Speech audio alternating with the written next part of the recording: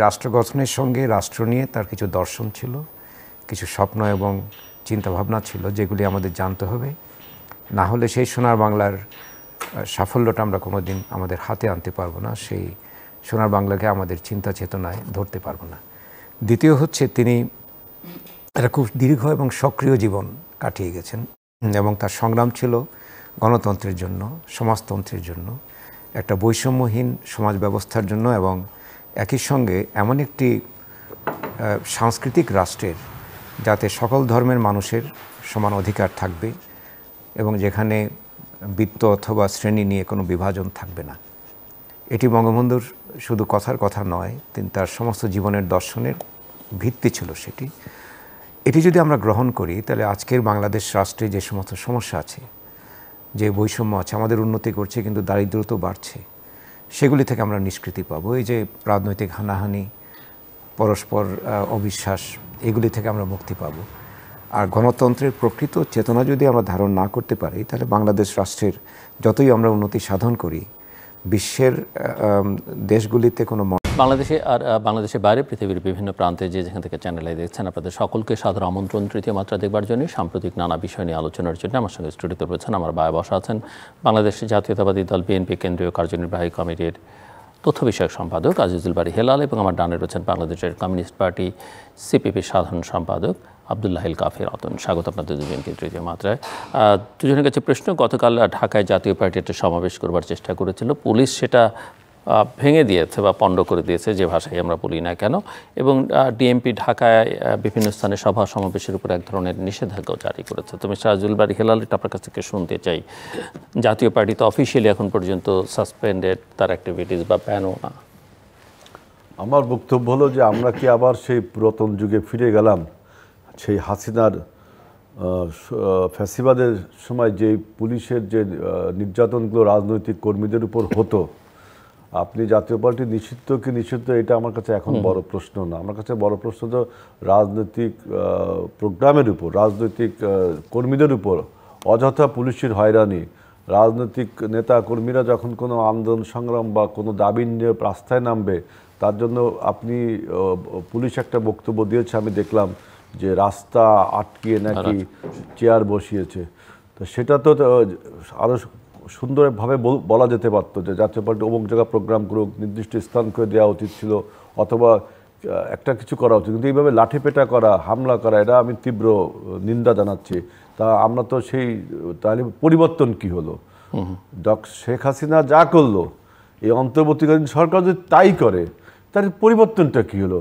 তা আমি মনে করি যে বাংলাদেশের রাজনৈতিক দলগুলোকে এই যে আপনার কাকে ব্যান করবে, কাকে রাজনীতি করতে দিবে না, যেমন আওয়ামী লীগের বিষয়ে বলা হয়েছে যে আপনার লাস্ট ভার্ডিক্ট না আসা পর্যন্ত সে রাজনৈতিক কার্যক্রম করতে পারবে না। এখন আমরা বলেছি যে হ্যাঁ, এটা বিচারিক প্রক্রিয়ার মাধ্যমে আওয়ামী লীগের প্রত্যেকটা ইন্ডিভিজুয়ালস এবং তার দলেরও বিচারিক প্রক্রিয়ার মাধ্যমে যেতে হবে। নির্বাহী কোনো ক্ষমতারা বলে এগুলো করা যাবে না। এখন জাতীয় পার্টি তো আপনি যেটা প্রথমে বললেন, জাতীয় পার্টি তো এখনও আপনি তার সরকার তার কার্যক্রম বন্ধ বা তার উপরে কোনো এমবার্গো কিছুই আনা হয়নি। বিভিন্ন রাজনৈতিক দল দাবি করছে, বিশেষ করে জামাত এবং এনসিপি, তারা দাবি করছে। তাহলে তাদের দাবির কাছে কি সরকার, তাদের দাবির পরিপ্রেক্ষিতে আজকে জাতীয় পার্টির এই মিছিলের উপর হামলা করলো? তাই তো সরকারকে আপনি নিরপেক্ষ বলতে গেলে সমস্যা হবে তো এখানে। শুধু সরকারকে এটা খুব বিচক্ষণতার সাথে দেখতে হবে এবং এই পুলিশের এই আপনার আক্রমণটা, এটা কোনোভাবেই গ্রহণযোগ্য না। মিস্টার রতন, ধন্যবাদ আপনাকে, ধন্যবাদ হেলাল ভাইকে। এই যে ঘটনাটা ঘটলো, এখন এরশাদের আমলে আমরা সভা সমাবেশ করলে সেই ধরনের আক্রমণ এরশাদের বাহিনী করত। শুধুমাত্র আক্রমণ না, অনেক সময় তাদের আক্রমণে অনেকে নিহত হয়েছেন। আমরা শেখ হাসিনার গত 15.5 বছরের শাসনও তাই দেখলাম। যাদের তার পছন্দ হতো না, তাদের সমাবেশ ভেঙে দেওয়া হতো, পুলিশ দিয়ে ভেঙে দেওয়া হতো, নানাভাবে নিপীড়ন নির্যাতন করা হতো। আজকে ঠিক একই কায়দায় অন্তর্বর্তীকালীন সরকার তো কোনো দলের সরকার না, যদিও তাদের এখন এক ধরনের ভালোবাসা দেখা যাচ্ছে নতুন পার্টির প্রতি, এনসিপির প্রতি। কিন্তু এই দলটা তো, এই সরকারটা তো দল নিরপেক্ষ ছিল। আমি বলি যে কোনো দলকে আপনি নির্বাহী আদেশে নিষিদ্ধ করার কোনো সুযোগ নেই। কমিউনিস্ট পার্টি হচ্ছে সেই পার্টি, যেই পার্টি নির্বাহী আদেশে বারবার নিষিদ্ধ হয়েছে। সেই পাকিস্তান আমলে, ব্রিটিশ আমলে হয়েছিল, পাকিস্তান আমলে হয়েছে, বাংলাদেশ আমলেও হয়েছে। ৭৭ সালে কমিউনিস্ট পার্টিকে নিষিদ্ধ ঘোষণা করা হয়েছিল। ফলে একটা পার্টি নিষিদ্ধ হলে কী ধরনের সংকট হয় সেটা আমরা জানি। ফলে আমরা মনে করি যে নির্বাহী আদেশে কোনো দলকে নিষিদ্ধ করার কোনো সুযোগ নেই। আপনার যদি কারো বিরুদ্ধে ক্রিমিনাল অফেন্স থাকে, তাকে কোর্টে হাজির করতে হবে। কোর্ট যে রায় দিবে সেই রায়, সেই দলও যদি ব্যান করে দেয় সেটাও আমরা মেনে নিব। কিন্তু এইভাবে আপনার গেস্টাপো কায়দায়, এইটা আমরা দ্বিতীয় বিশ্বযুদ্ধের সময় বা তার আগে নাজি বাহিনী যেভাবে হলো বিরোধী দলের মিছিল ভেঙে দিত, সমাবেশ ভেঙে দিত, সেই একই ধরনের নাস্তিক কায়দায় হলো আপনি এই ধরনের ঘটনাগুলি ঘটানো হচ্ছে। এখন স্লোগান হচ্ছে যে, মানে কোনো একটা রাজনৈতিক দলের পক্ষে স্লোগান হচ্ছে আপা গেছে যেই পথে জাপা যাবে সেই পথে। এখন কেন এই স্লোগানটা তাকে আনতে হচ্ছে? কারণ তারা তো এমন না যে তারা কোনো সহজ বেনিফিট নিয়ে নেয়। তারা সবসময় সরকারি দলের বেনিফিট নিয়েছে। এখন জাতীয় পার্টি সরকারি দলের বেনিফিট নিয়েছে, জাতীয় পার্টিকে দিয়ে ভারত খেলিয়েছে, সেটা আমরা 2014 সালে দেখেছি, 2024 সালেও দেখেছি। ফলে জাপা সম্পর্কে আমার ডিফারেন্ট আলোচনা আছে। কিন্তু একটা দল নিষিদ্ধ যখন করা হচ্ছে না, রাষ্ট্র থেকে যখন নিষিদ্ধ করা হচ্ছে না, আইন কানুন যেহেতু নিষিদ্ধ করছে না, তার সভা সমাবেশ যারা ভেঙে দিতে চাচ্ছে, সেই দল হোক অথবা যদি সরকারি বাহিনী হোক, সেটা নিশ্চয়ই গ্রহণযোগ্য হবে না। আমি আরেকটা প্রসঙ্গে আপনার কাছেই প্রথমে যাই, পরে মিস্টার আজিজুল বারী হেলালের কাছে যাই, যে ঐকমত্য কমিশনে তো আপনারা নিয়মিত আপনার দল তো নিয়মিত যাচ্ছে আর কি, এবং এটা এখন চূড়ান্ত পর্যায়ে স্বাক্ষরের অপেক্ষায়। কোনো দল দেখলাম যে কারা স্বাক্ষর করবে সেটাও ঠিক করে দিয়েছে। 15 তারিখে সংসদ ভবনের দক্ষিণ প্লাজায় সেটা স্বাক্ষর হবে। শেষ পর্যন্ত আসলে কি দাঁড়াচ্ছে, এবং এর যে সাংবিধানিক বৈধতার প্রশ্নটা উঠেছিল সেটা কি দেয়া সম্ভব হচ্ছে কি না, এটাকে কেন্দ্র করে গণভোট করার, সেটা নিয়ে আমরা দেখলাম যে রাজনৈতিক দলগুলোর মধ্যে এক ধরনের বিরোধ আছে, নিষ্পত্তি হচ্ছে কিনা, বা আপনি কি মনে করেন শেষ পর্যন্ত সব রাজনৈতিক দলেতে স্বাক্ষর করবে কি না? খুবই ইন্টারেস্টিং কোশ্চেন। আমি আবার ফেব্রুয়ারি 15 তারিখ থেকে এই ঐকমত্য কমিশনের বৈঠক শুরু হয়। আমার সৌভাগ্য হয়েছে শেষ 2 দিন, বাস্তবায়নের যে শেষ 2 দিন, সেই 2 দিনের উপস্থিত থাকার।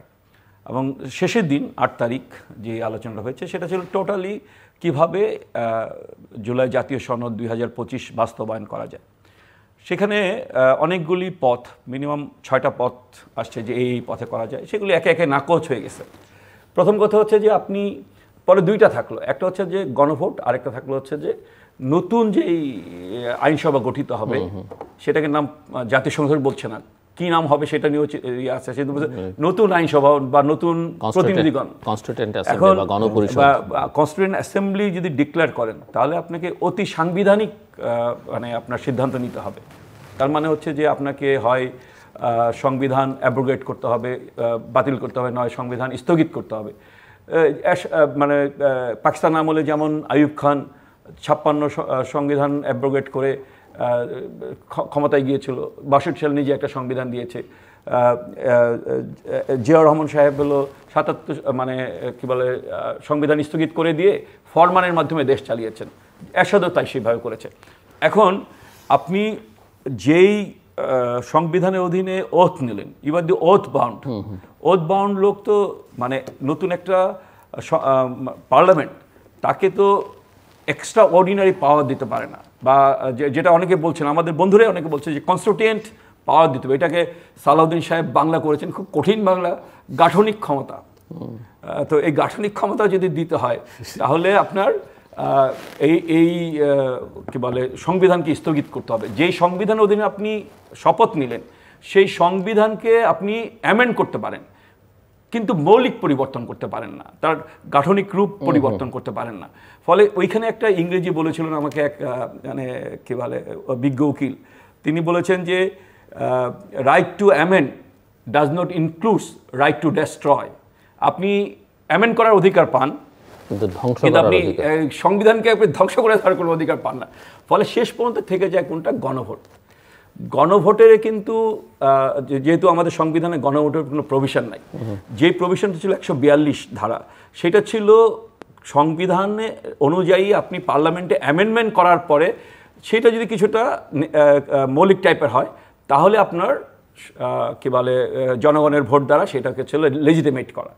কিন্তু এখন তো হচ্ছে যে প্রি ইলেকশন গণভোট, সেইটার কোনো আপনার প্রি ইলেকশন বা বিএনপি যেটা বলছে একই দিনে, না প্রি ইলেকশন বা একই দিনে, আমি বলছি যে মানে বলছি যে সংসদ গঠিত হওয়ার আগে যে ইলেকশনটা হচ্ছে সেটাকে প্রি ইলেকশন বলছি, বা একই দিনে হতে পারে। সেটা বিএনপি বা আমরাও সবাই বলছিলাম যে যেদিন নির্বাচন হবে সেদিনই গণভোট হোক। একমাত্র জামাত ইসলাম, কিছু ইসলামী দল এবং এনসিপি বলছে যে সেটা আগে হোক। কিন্তু ওইটারও কিন্তু আপনার শুধুমাত্র যদি এই গণভোটের যে রেজাল্ট, সেই রেজাল্ট কিন্তু আপনার পরবর্তী পার্লামেন্টের উপরে বাইন্ডিং না, কারণ আপনার পার্লামেন্ট সার্বভৌম না। পার্লামেন্টের অভিভাবক হচ্ছে হলো আপনার উচ্চ আদালত। কিন্তু একটা পার্লামেন্ট আরেকটা পার্লামেন্টকে ডিকটেট করতে পারে না। মনে করেন যে আমি এই পার্লামেন্ট সিদ্ধান্ত নিলাম, ওই পার্লামেন্টকে আমি বললাম যে এটা তুমি, যেমন 7 খ যেখানে বলা হয়েছে এইগুলির পরিবর্তন অলঙ্ঘনীয়, যেগুলি পরিবর্তন করা যাবে না, এই কথা কিন্তু সংবিধানে লেখা যায় না। এটা কিন্তু আনকনস্টিটিউশনাল। শেখ হাসিনা এই আনকনস্টিটিউশনাল কাজটা করে গেছে। আমরা হয়তো ভয়ে এটা কেউ বলতে পারি না যে না এটা আপনি বাতিল করে দেন।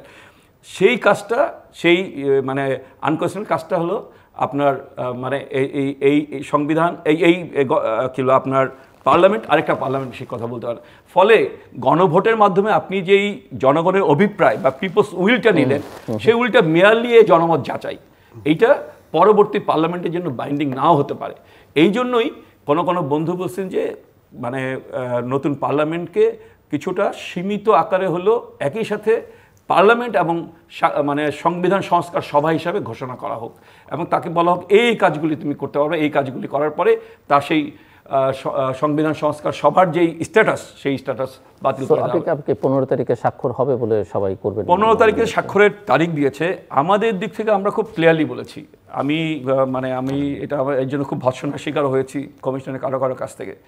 আমি ক্লিয়ারলি বলেছি যে সংবিধানের 2টা পার্ট থাকে, একটা হলো ফিলোসফিক্যাল পার্ট, একটা হচ্ছে হলো অপারেটিভ পার্ট। আপনি অপারেটিভ পার্টে আপনি নেগোসিয়েশন করতে পারেন, আপনি 10 বছর প্রধানমন্ত্রী থাকবে না উচ্চকক্ষ হবে না কি হবে সেগুলো আপনি, কিন্তু ফিলোসফিক্যাল যে পার্টটা, যে মূলনীতি, আমি বলেছি যে 23 বছর পাকিস্তানের বিরুদ্ধে লড়াই করে এবং স্বাধীনতার যে ঘোষণাপত্র, সেখানে সাম্য, মানবিক মর্যাদা, সামাজিক ন্যায় বিচার, এই কথা বলার মধ্যে দিয়ে যেই বাতাবরণ তৈরি করা হয়েছিল সেইটাই 72-এর সংবিধানের মূলনীতির মধ্যে আছে। এবং আমি কমিউনিস্ট পার্টি হিসাবে, মুক্তিযুদ্ধে আমি অংশগ্রহণকারী হিসাবে আমি সেই মূলনীতিকে মনে করি। আপনি যদি মূলনীতি পরিবর্তন করতে চান তাহলে আমার পক্ষে তো এই সনদ স্বাক্ষর করা সম্ভব হয় না। কিন্তু আপনি যদি এই 4টা বিদ্যমান 4 মূলনীতি রেখে আপনি নতুন যে প্রস্তাব করেছেন, সাম্য, মানবিক মর্যাদা, সামাজিক ন্যায় বিচার, সাম্প্রদায়িক ধর্ম পালনের অধিকার ও সম্প্রীতি, সেটা করেন, আমার কোনো আপত্তি নেই। কিন্তু আপনি যদি বিদ্যমান 4টা মূলনীতি পরিবর্তন করেন তাহলে কমিউনিস্ট পার্টির পক্ষে আপনি যে কোনো ধরনের ব্যবস্থা গ্রহণ করেন, তারপর কমিউনিস্ট পার্টির পক্ষে আপনার সনদ স্বাক্ষর করা সম্ভব না। আমি আপনার এই বক্তব্য শুনে আমার একটা, আমাদের প্রফেসর সলিমুল্লাহ খান প্রায় দেখবেন একটা গল্প বলে যে একজন বুজুর্গ ব্যক্তির সূচ বা নিডেল হারাই গেছে, তা সেই লোক রাস্তায় সূচ খুঁজতেছে, তাকে জিজ্ঞেস করা হচ্ছে আপনি সূচ কোথায় হারিয়েছেন? কয় বাসায়। তা রাস্তায় খুঁজছেন কেন? কয় বাসায় আলো নেই, তাই রাস্তায় খুঁজছি। তা বাংলাদেশের প্রধান সমস্যাটা কি? প্রধান সমস্যাটা আমি মনে করি যে রিস্টোরেশন অফ ডেমোক্রেসি, যেটার জন্য আমরা জুলাইয়ের গণ অভ্যুত্থানটা করলাম, 17 বছরে গণ অভ্যুত্থান করলাম। এই রিস্টোরেশন অফ ডেমোক্রেসিকে যদি আপনি মানে সাম আপ করতে চান তাহলে ন্যাশনাল ইলেকশন, এই ন্যাশনাল ইলেকশনটা ফ্রি, ফেয়ার এবং ক্রেডিবল হওয়ার কোনো আলোচনা নেই। কেন আপনার মোডার্টে আছে যে ফ্রি ফেয়ার ইলেকশন, কিন্তু আপনি জুলাই সনদে দেখেন তো সেখানে কি লেখা আছে? ক্ষমতায় যে আপনি কি করবেন, আর আপনি ক্ষমতায় কেন আপনি হাসিনাকে তাড়ালেন তার একটা ফিলোসফিক্যাল পার্ট, সে একটা ওয়ার্ড ব্যবহার করেছে, ফিলোসফিক্যাল পার্ট আর অপারেটিভ পার্ট। আমি দেখলাম যে হ্যাঁ, এটা আমাদের জুলাই সনদেও কিন্তু একটা ফিলোসফিক্যাল পার্ট আছে, কেন আমরা হাসিনার বিরুদ্ধে আন্দোলনটা করলাম, কেন আমাদের জুলাই করলাম। এখন এই জুলাই সনদের মধ্যে নির্বাচন ফ্রি ফেয়ার হওয়ার কোনো ব্যবস্থা নেই, যেটা আমাদের প্রধান সমস্যা। এখন জুলাই সনদে আপনি ইমপ্লিমেন্ট করবেন না এরকম একটা আস্থা এবং বিশ্বাস দলগুলোর মধ্যে নেই, দূরত্ব সৃষ্টি হয়েছে। এখন তার জন্য আমরা বিএনপি তিনটা অপশন দেখিয়েছিলাম, সবাই জানেন, পুরনো আলোচনা। তিনটা অপশন দেখুন, সর্বশেষ দলগুলো চাপিয়ে দিল গণভোট, যে গণভোটের মাধ্যমে এই জুলাই সনদ বাস্তবায়ন করা একটা নিশ্চয়তা, অ্যাসুরেন্স এটা। এখন আমার বক্তব্য, এই গণভোটটা কি আসলে খুব প্রয়োজন ছিল? আমি ব্যক্তিগত জায়গা থেকে বলছি, কারণ এই গণভোটে যে ফিলোসফিক্যাল পার্টটা আছে, এখন মনে করেন আল্লাহ না করে যদি গণভোট হেরে যায়, যদি হেরে যায়, তাহলে জুলাই আমাদের ভুল ছিল, আমাদের মুগ্ধর রক্ত, সাইদের রক্ত, ওয়াসিমের রক্ত, আমাদের 17 বছরের আন্দোলন সংগ্রাম, আমাদের সবাই কি ভুল করলাম? তাহলে কি হাসিনাই ঠিক ছিল? ফিলোসফিক্যাল পার্টটা যদি, পটভূমিটা যদি আপনি বলেন জুলাই সনদের, যদি হেরে নাও যায়, আমার ধারণা ভোট জয় যুক্ত হবে। তাইলে আপনার যদি 10 ভাগ বা 15 ভাগ ভোটও পড়ে এই জুলাই সনদের বিপক্ষে, তাইলে কি এই হাসিনার বয়ান রাজনীতিকে, হাসিনার পিছনের রাজনীতিকে আপনি ভ্যালিডেট করছেন না? তাহলে আমি মনে করি একটা অপরিণামদর্শী, মানে ইমপ্রুডেন্ট। এখানে আরেকটা প্রশ্ন আপনাদের দুজনের কাছে, টেকনিক্যাল প্রশ্ন, যে জুলাই সনদ নিয়ে, সনদের তো অনেকগুলো দিক, আপনি তো মোটা দাগে দুটো ভাগ করেছেন, ফিলোসফিক্যাল দিক, অপারেটিভ পার্ট।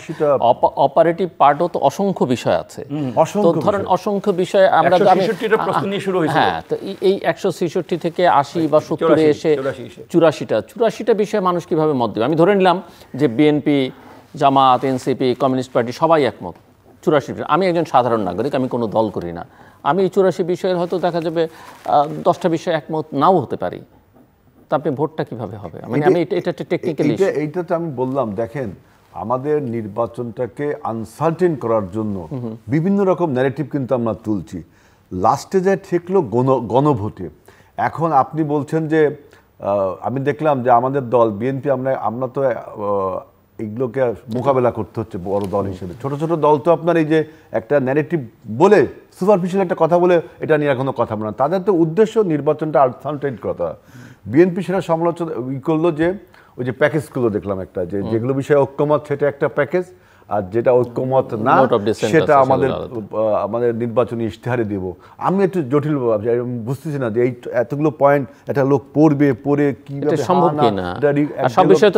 আমাদের দেশে লিটারেসির পরিমাণ কত লোক এই জিনিসটা পড়ে বুঝবে, আমি তো এটাই বুঝছি না। আমি দেখলাম গণভোটের সাধারণ থেকে একটা ইস্যু, শুধুমাত্র ইতালিতে এবার একটা গণভোট হয়েছে 22 সাল কি 23 সালে, সেইটাই আমি দেখলাম যে 5টা ইস্যু, তার মধ্যে একটা ছিল আপনার নাগরিকদের, বিদেশি নাগরিকদের আপনার নাগরিকত্ব দিবে কিনা, আর হলো শ্রমিকদের অধিকার দিয়ে 4টা, আর ওই একটা 5টা, এই পয়েন্টে একটা ইতালিতে একটা গণভোট হয়েছে।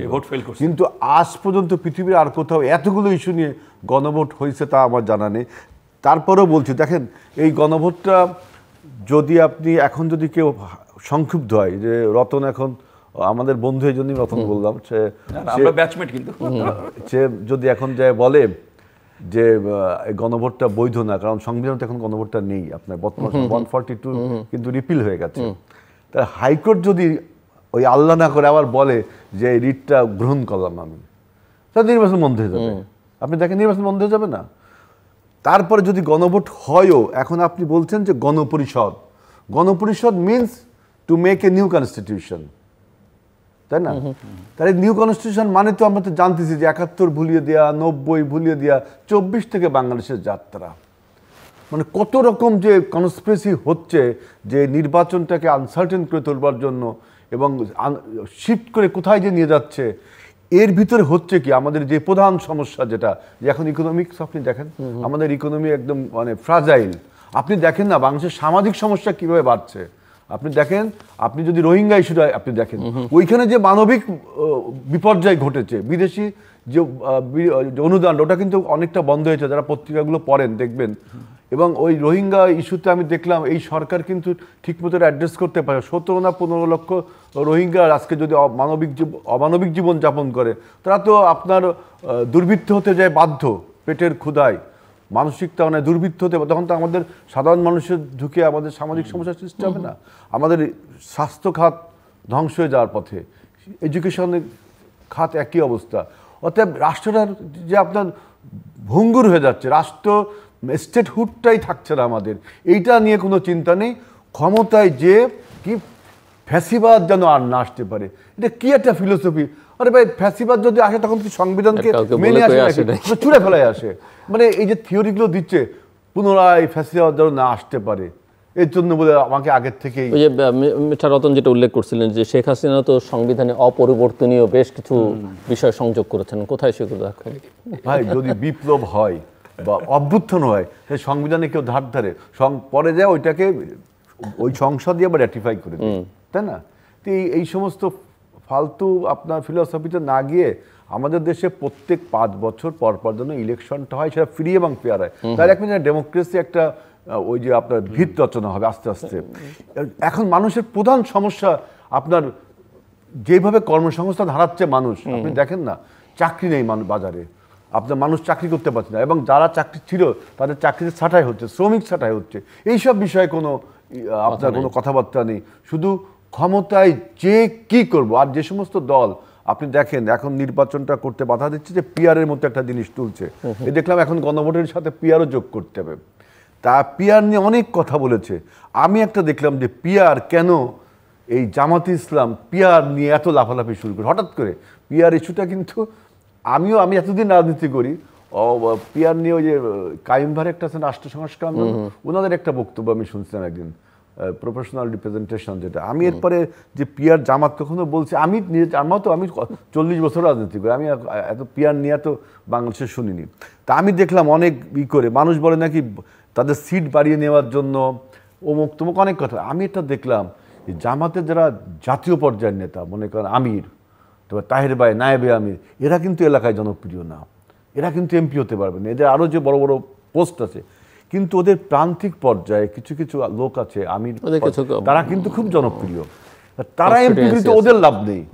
ওরা এখন করছে কি, ওই প্রান্তিক পর্যায়ের নেতাদের ভোটটাকে হাইজ্যাক করে, এ সত্য কথা ভাই, আমার এদের ভোটটাকে হাইজ্যাক করে টপ থেকে হবে, মানে পিআর হলে তো উপর থেকে হবে।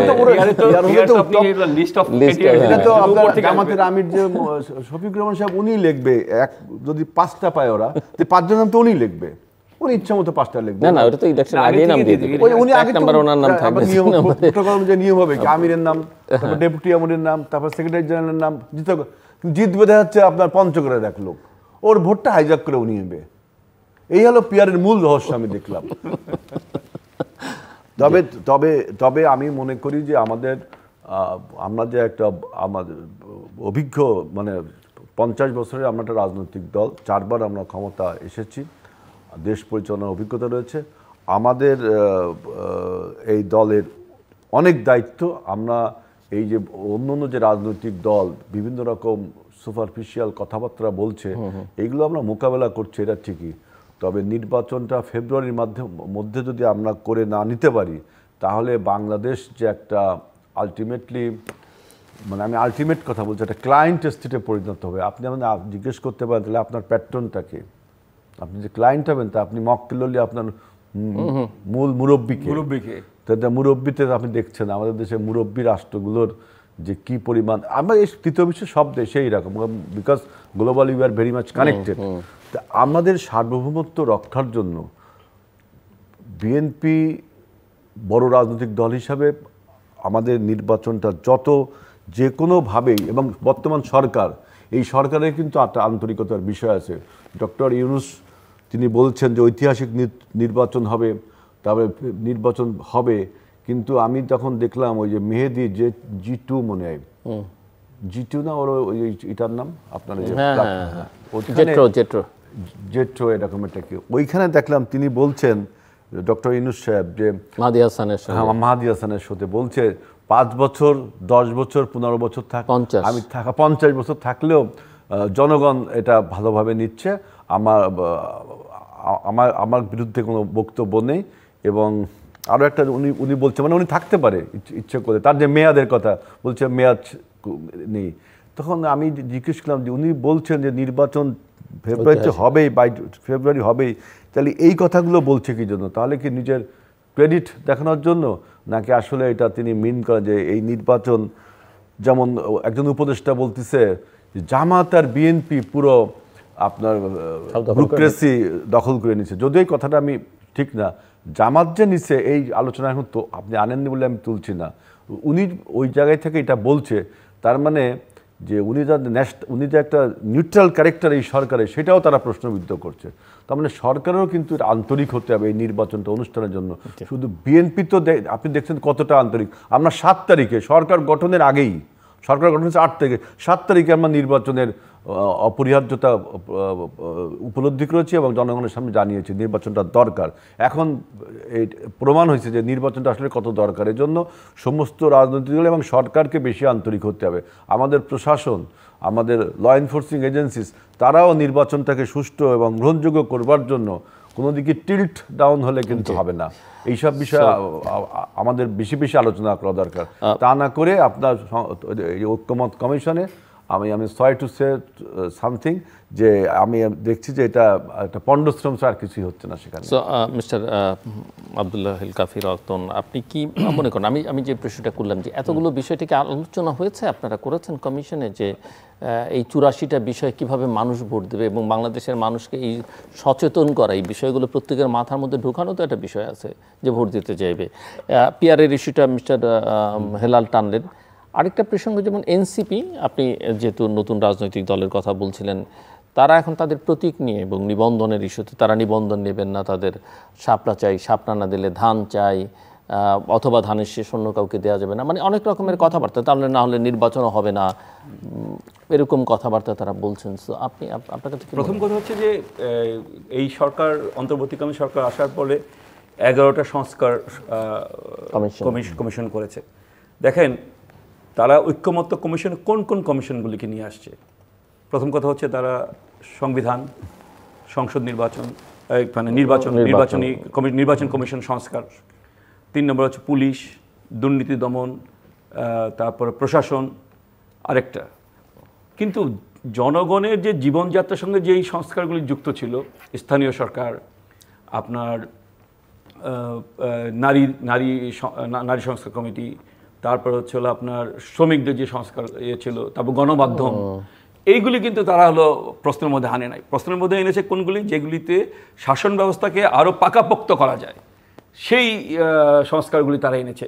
166টা প্রশ্ন এনেছিল, তার মধ্যে বলেছে যে কিছু সংস্কার নির্বাহী আদেশই করে ফেলা যাবে, ফলে 84টা প্রশ্নের মধ্যে এসে ঠেকেছে।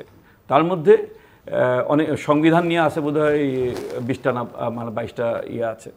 তো ওইখানেই মানে মূল তো অন্যগুলো না, দুর্নীতি দমন, পুলিশ, এগুলি কিছু না, সমস্ত কিছু ঠেকছে গিয়ে হলো সংবিধান সংস্কারে।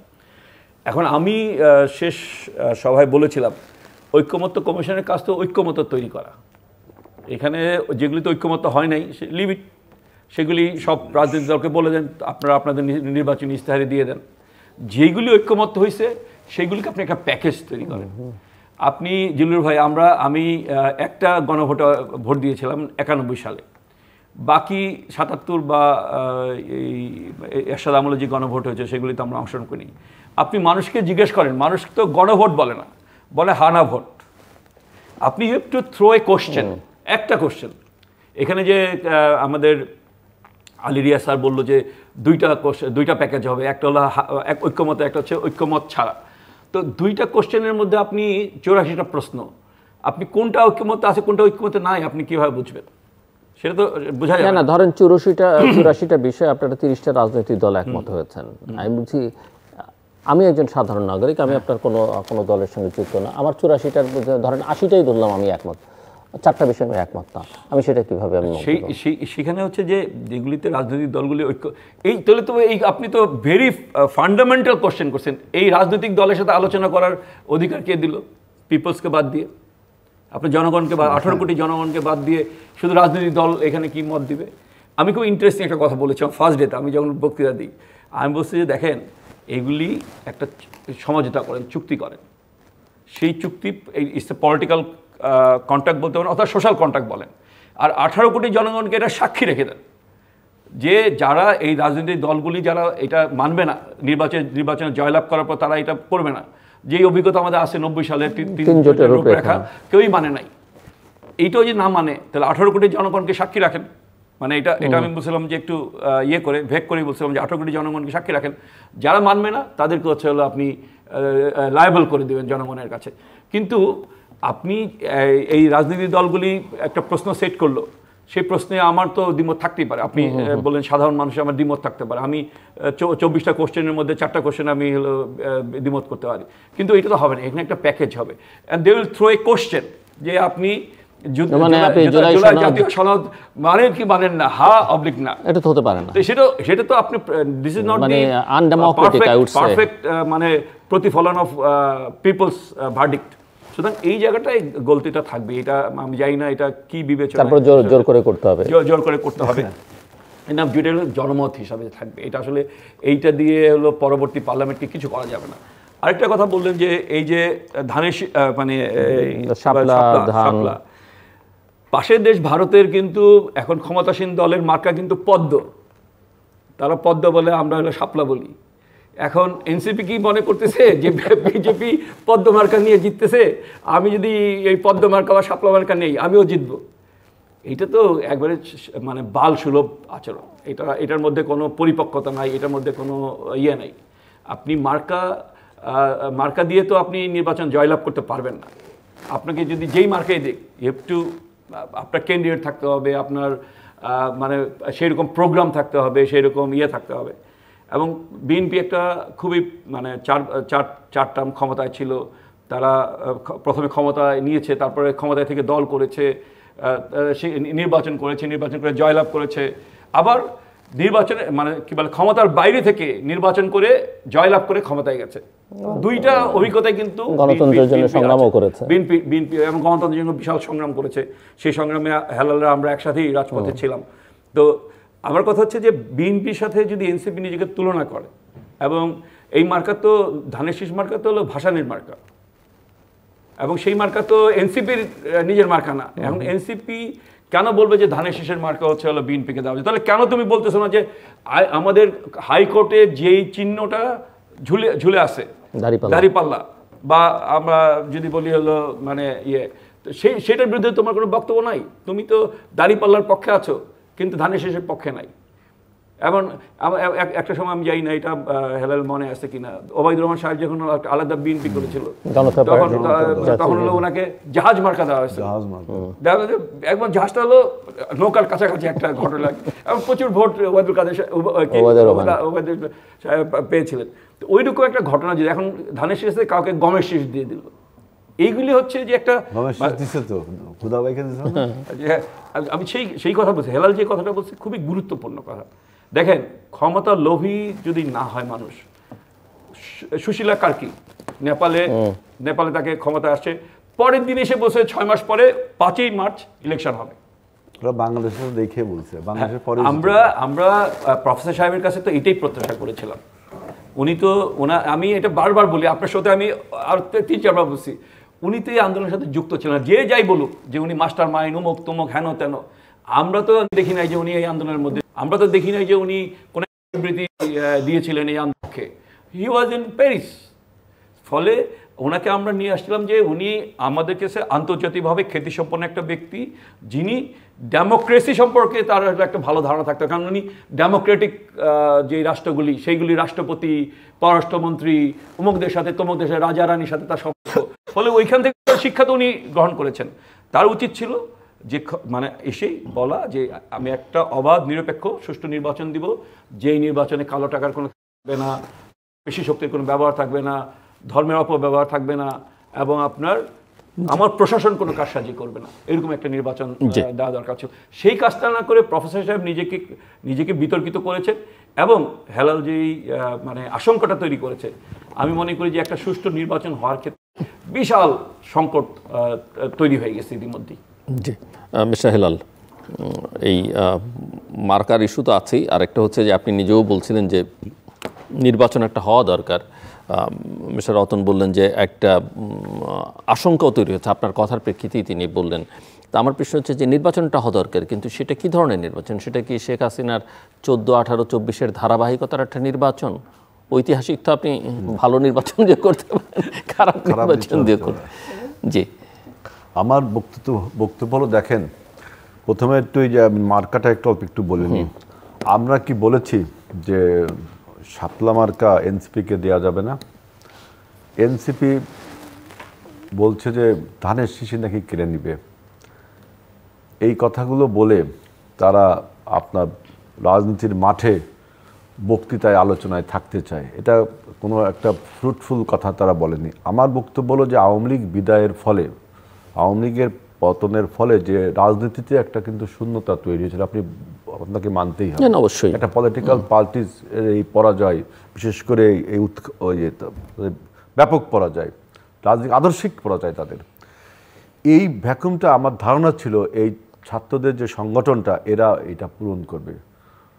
আমি অনেক টেলিভিশন টক শোতে বলেছি যে এরা হলো আমাদের আন্দোলনের সন্তান।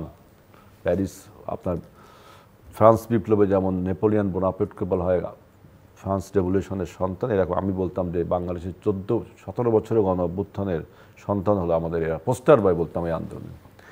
এরা একটা রাজনৈতিক দল যদি ইন্ডিপেন্ডেন্ট গঠন করতে পারত, এটা সবচেয়ে বাংলাদেশের রাজনৈতিক গণতন্ত্রের জন্য ভালো হতো, সবচেয়ে ভালো হতো।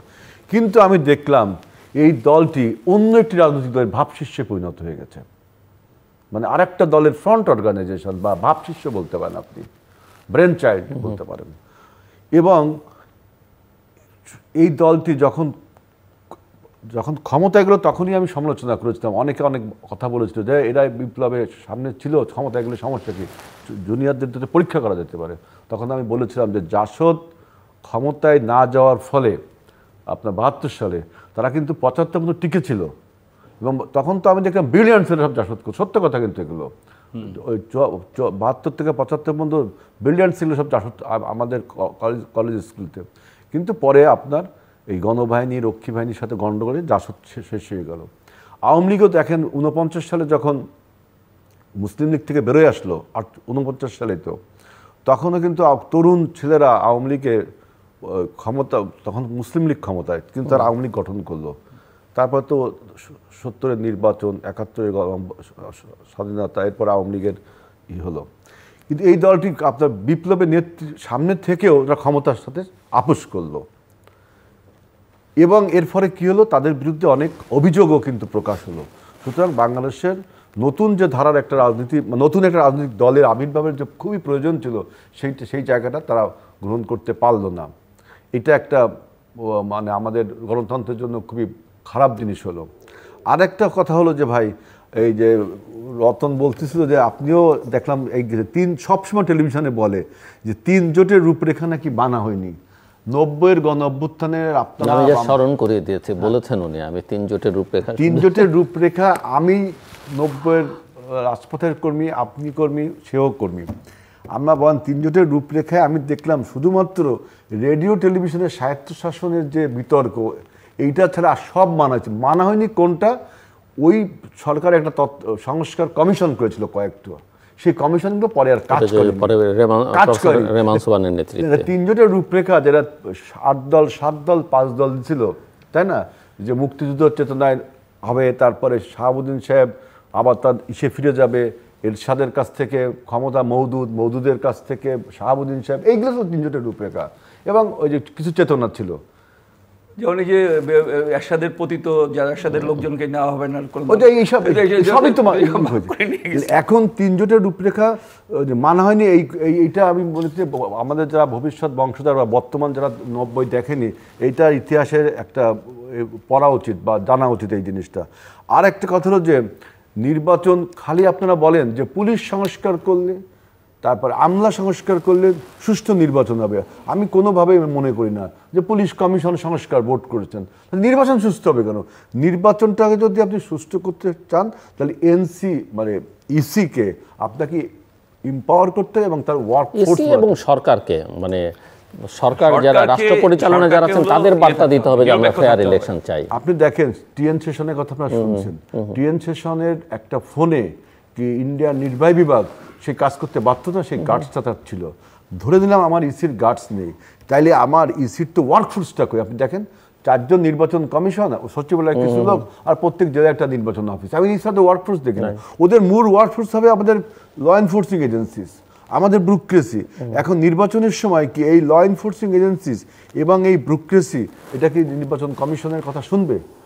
যদি একটা দুর্ঘটনা ঘটে, নির্বাচন কমিশন থেকে যদি বলা হয় এখানে এই হচ্ছে, তখন তো এই পুলিশ বলবে আমি নির্বাহী বিভাগের সাথে আলোচনা করে নিই, তাই না?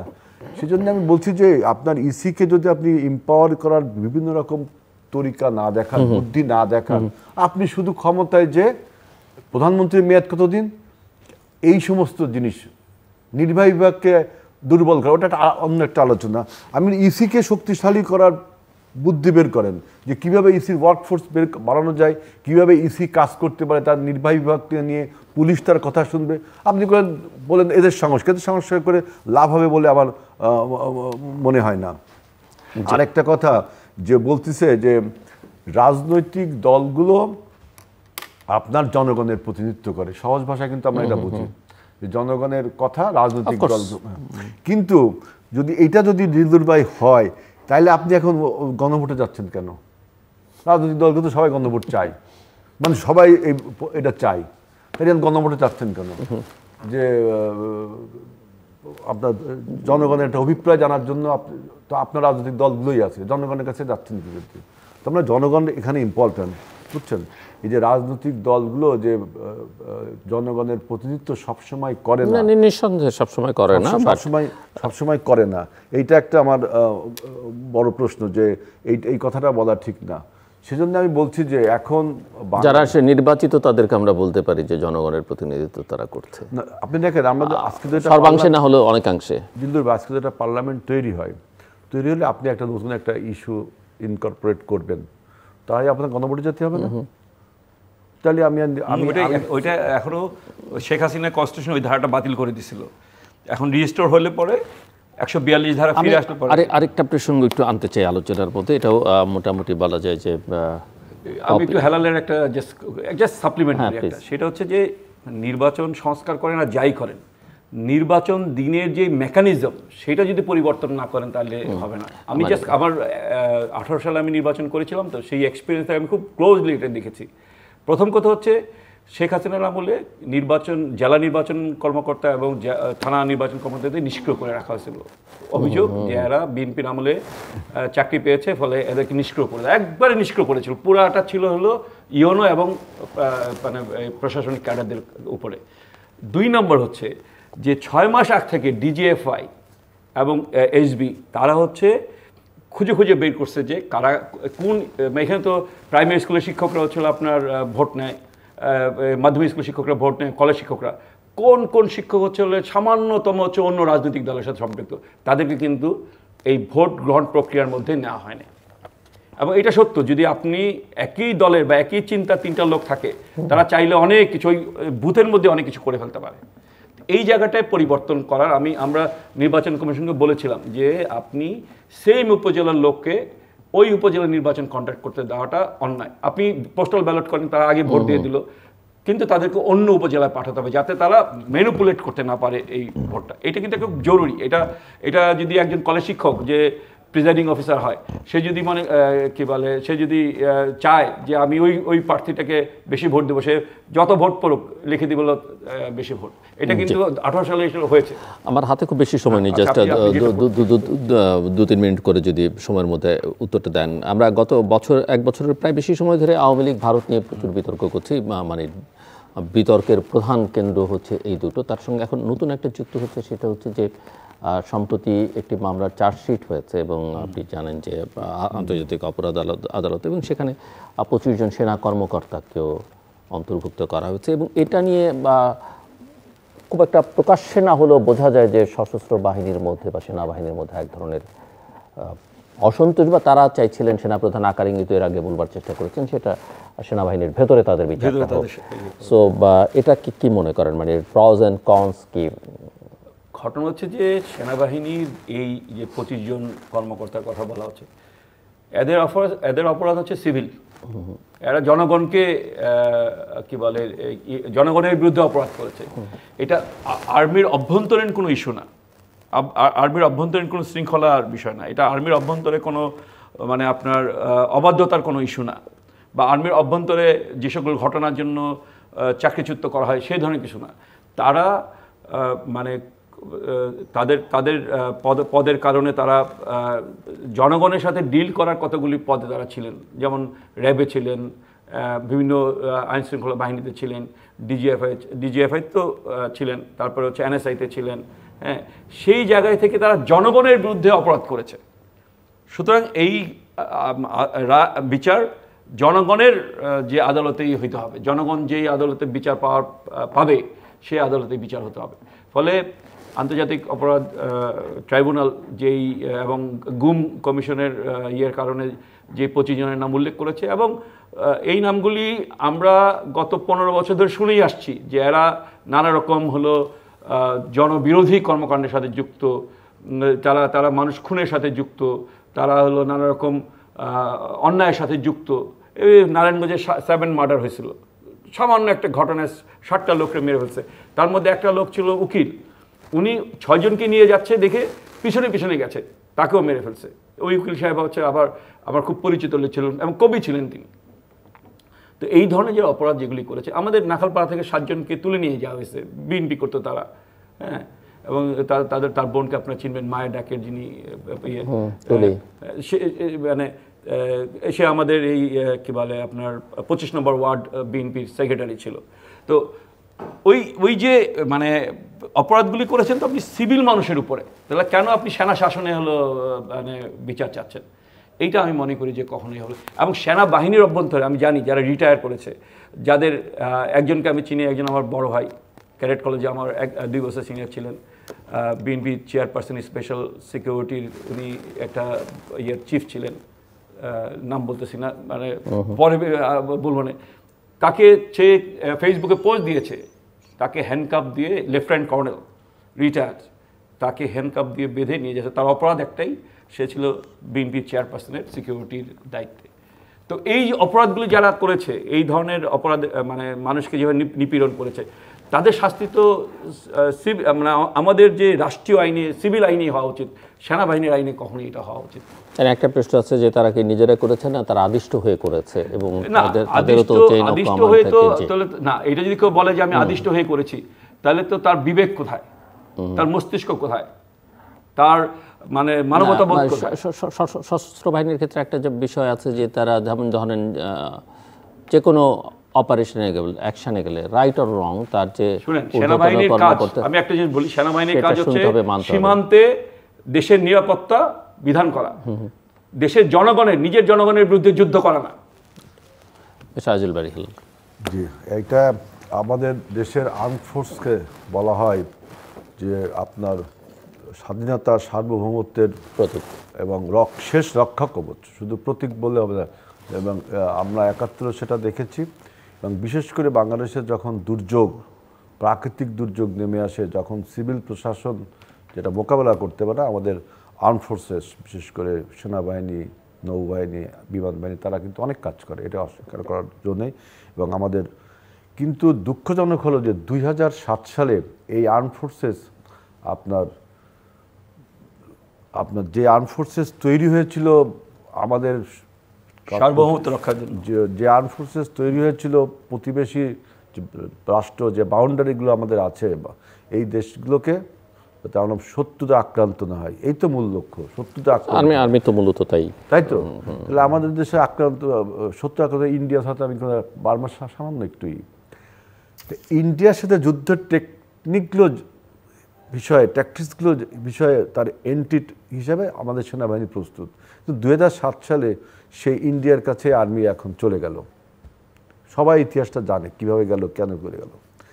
এবং সবচেয়ে ইম্পর্টেন্ট হলো 2024 সালে আমরা দেখলাম, আমরা যারা এই আর্মি নিয়ে গবেষণা করি না, আমরা বুঝলাম যে 2024 সালে এই আর্মি মানে আবার বাংলাদেশের আর্মি হিসেবে ফিরে আসলো। আর্মড ফোর্সেস, টোটাল আর্মি না, আর্মড ফোর্সেস, সশস্ত্র বাহিনী বাংলাদেশের আর্মি হিসেবে ফিরে আসছে, এরকম একটা আমাদের মনে হয়েছে। সুতরাং এই আর্মড ফোর্সেসকে যত পলিটিক্যাল বিতর্ক থেকে দূরে রাখা যায়।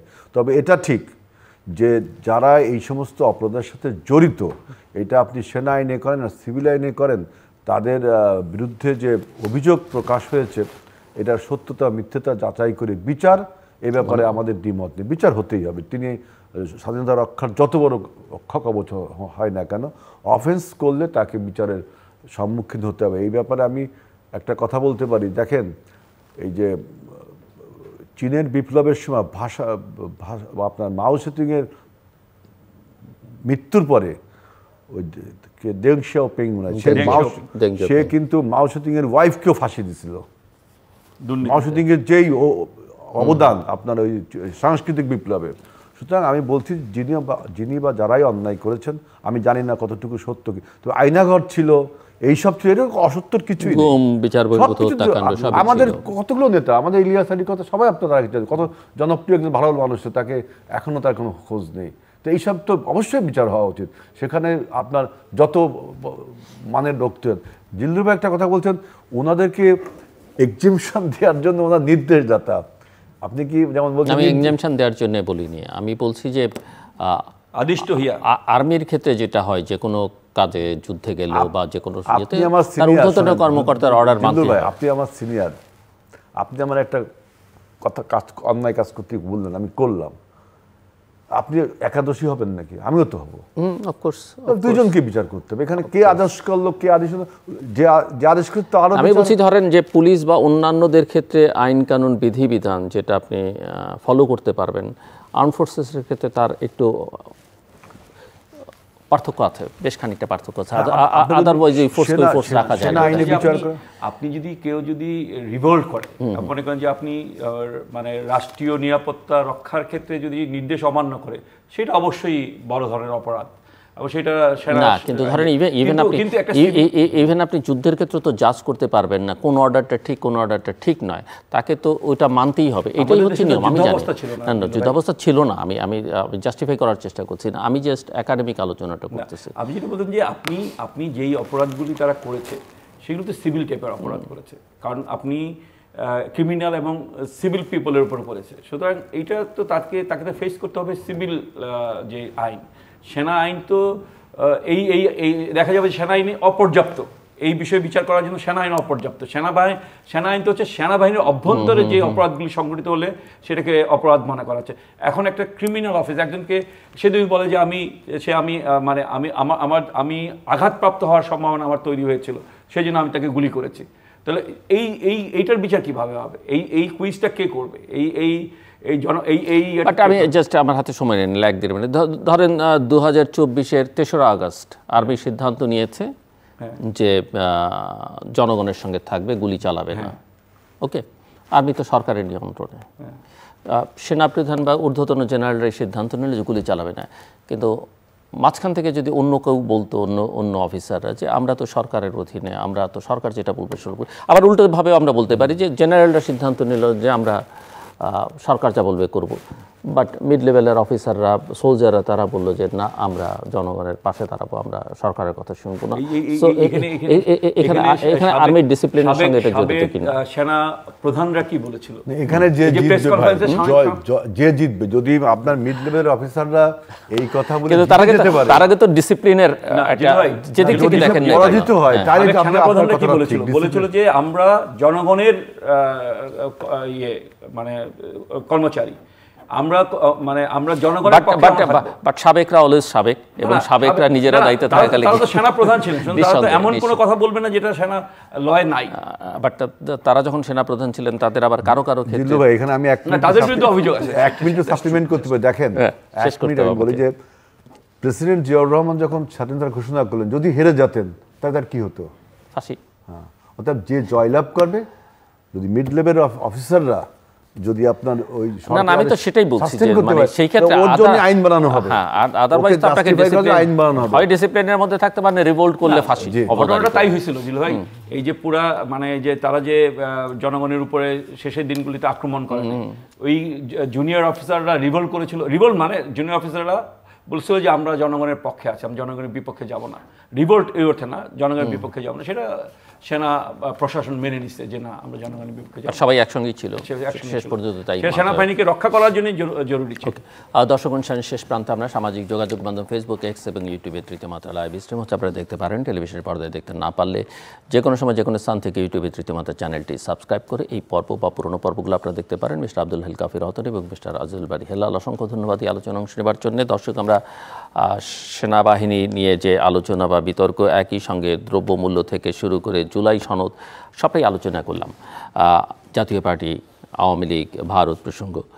কিন্তু মূল প্রসঙ্গে যেটা সবার দুপক্ষ থেকে এই আলোচনার মধ্যে এসেছে যে আমাদের একটা নির্বাচন দরকার। একই সঙ্গে যেটা দরকার, অনেক রকমের বিধিবিধান সংশোধন, সাংবিধানিক সংস্কারের কথা আমরা বলছি যে 5 বছর পর পর একটা নির্ধারিত সময় একটা ভালো নির্বাচন বাংলাদেশে কীভাবে করা যায় তার একটা স্থায়ী ব্যবস্থা আমরা এখন পর্যন্ত নিশ্চিত করতে পারিনি। এটা আমাদের গণতন্ত্রের একটা প্রধানতম দুর্বলতা, এবং সেজন্যই ওনারা মনে করেন যে এখন সবার আগে আসলে নির্বাচনটা দরকার, কিন্তু অবশ্যই সেটা যেন ঐতিহাসিক নির্বাচনের নামে কোনো যেনতেন নির্বাচন না হয়, সেটা একটা আন্তর্জাতিক মানসম্পন্ন নির্বাচন বলতে যা বোঝায় আমি আর বিস্তারিত গেলাম না।